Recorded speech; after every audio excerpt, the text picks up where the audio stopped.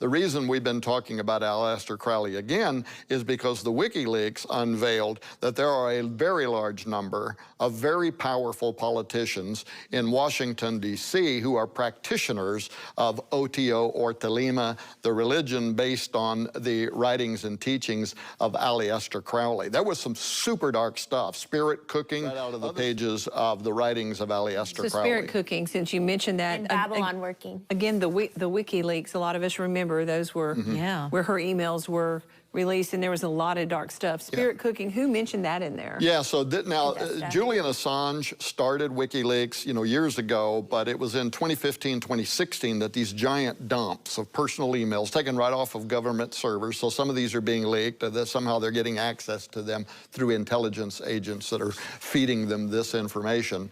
But these are literally tens of thousands. It was taking them months to just try to go through these emails. Well, one of the emails is Tony Podesta, the brother of John Podesta, who at that time was Hillary Clinton's campaign manager.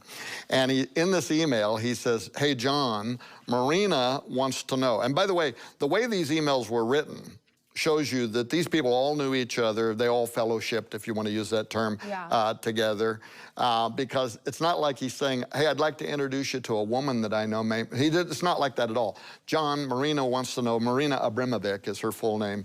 If you can come to her house on a certain day in New York to be part of a spirit cooking session. Spirit cooking, again, this is not something that I can describe on a family-friendly television program. It's disgusting. It involves the consuming, let's just say, of human byproducts. It also involves mutilation, cutting yourself with knives, things like that, in order to put yourself into contact with supernaturalism, as was taught by Aleister Crowley. So why would Tony Podesta be saying, "Hey, John, can you make it to Marina's house on a certain day?" And if you look at John's hands, there's all kinds of scars down his hands. It looks like he's been doing something, right?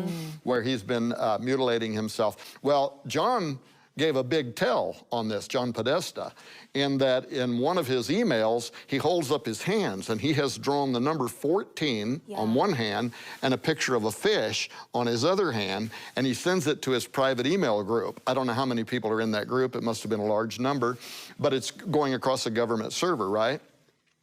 These two things are connected by all educated occultists to the myth of Osiris and Osirian necromancy, the worship of the dead god Osiris. Why? Well, 14 and a fish. So the myth is that the evil god Set murders his brother Osiris. But he does this by calling for 72, that's the number again, that you see in the pentagram inside the Washington Dome, 72 conspirators to join him. They murder Osiris. They chop his body into 14 pieces. That's the number 14.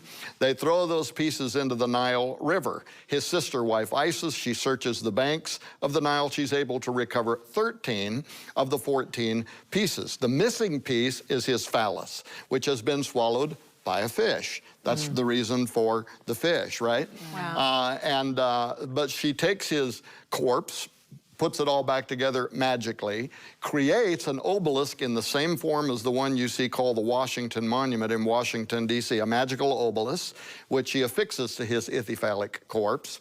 And then she conducts the very first raising of Osiris ceremony, where she draws forth the seed of the dead god Osiris from out of the underworld through the obelisk, impregnates herself, and she gives birth to Horus, which is the reincarnated Osiris, or the son of Osiris.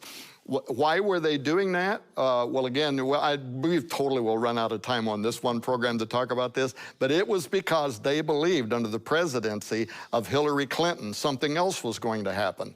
The fruition of the Babylon working, which was done by devotees of Aleister Crowley in the California desert in 1946, an effort to bring through a dimensional veil, a portal, the Book of Revelation's whore of Babylon, the archetype divine feminine, the anti-Virgin Mary, if you will, and to bring that seed through and have it incarnate within a woman, a female child that would be born grow up, become an internationally known feminist, and somehow have the geopolitical influence to assist in the rise of Antichrist. That's exactly what they did. 1946, they said they were successful. 1947, a woman is born who grows up to become an internationally known feminist who in 2016 they believe was going to take the reins of the most powerful nation on earth. Her name was Hillary Rodham Clinton. One other thing, 1948, so 1 year after this female is born, Jack Parsons, who participated in those rituals, he writes another book called Book of the Antichrist. And in this book, he says the spirit of this 1-year-old girl came to him in a vision, said, I'm alive, I'm on earth, I'm doing well, I'm going to grow up, I'm going to help Antichrist come to power. And in one line in Book of the Antichrist, she says, and my name is Hilarion, which is the arcane Hillary.